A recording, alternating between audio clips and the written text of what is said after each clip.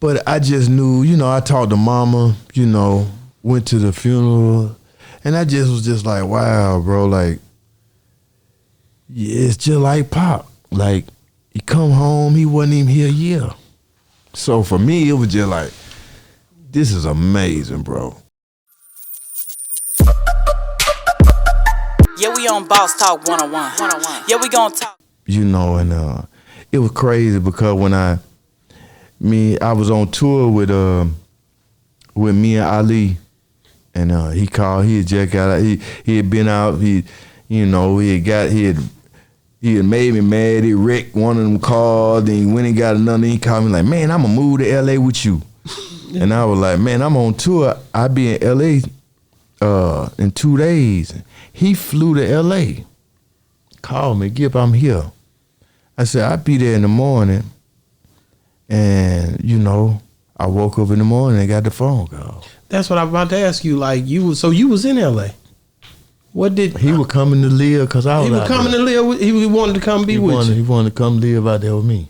Wow, how tough was that for you? Because I know it was tough. It was crazy. It was crazy because, me and Bun. It was like I was the in between them.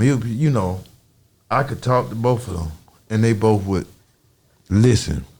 But during that time, he was on that Jeezy thing. He was. I remember the radio call. I'm gonna catch y'all with Jeezy. I'm like, man, leave Jeezy alone. Man, Jeezy ain't did nothing. Yeah, I'm a fine too short. We going Jeezy concert. So that's what he was doing all that night. He was gonna go catch Short, and then he was gonna go to the Jeezy concert. And yeah, man, they called me in the morning. I'm just like, what, bro? Like, Bond called me. I was like, man, bro. And I was like, man, I'm on the way back to LA. And when I got back, I was just like, man, who's he with? You know what I mean? But I just knew, I talked to mama, went to the funeral. And I just was just like, wow, bro, like, yeah, it's just like Pop. Like, he come home, he wasn't even here a year. So for me, it was just like, this is amazing, bro. Two greats gone. Yeah, like it was just amazing to me because it was just like the same situation. Like Pac wasn't home but 8-9 months. So the same almost. Damn near the same. And that's why I was just like, during that time, it just seemed like music and everything about music. I went through so much with him, shit with Master P and yeah, I heard about that. They were cool at the end, right? They got cool at the end, but the night that shit happened, I got that call, you know what I mean? And then he got here and he talking crazy to the young blood. Man, Gipp, man, Sean Paul sound like me, man. What did you say? I said, man, that's how he talk, Pimp. That man ain't trying to sound like, that's how he talk. He from Decatur. He was like, man, he sound like, man, I'm gonna pull up on him, man. So it was just a task of keeping him like, we gotta grow up. You know what I mean? We gotta grow up, bro. We can't do, cause when it was an Outkast, when it was Goody Mob, UGK, and 8-Ball and MJG concerts back in the day, them were some of the wildest concerts of all time, man. I mean, if it wasn't a fight during the concert, the parking lot about to be crazy.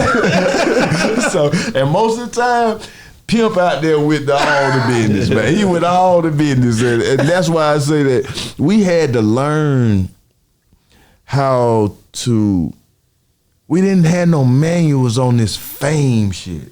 Yeah. This famous shit, this shit that come with it where, people trying you for no reason, people pulling your card, bras stealing jewelry. All the stuff that come along with the life. You just, you don't have no manual to it.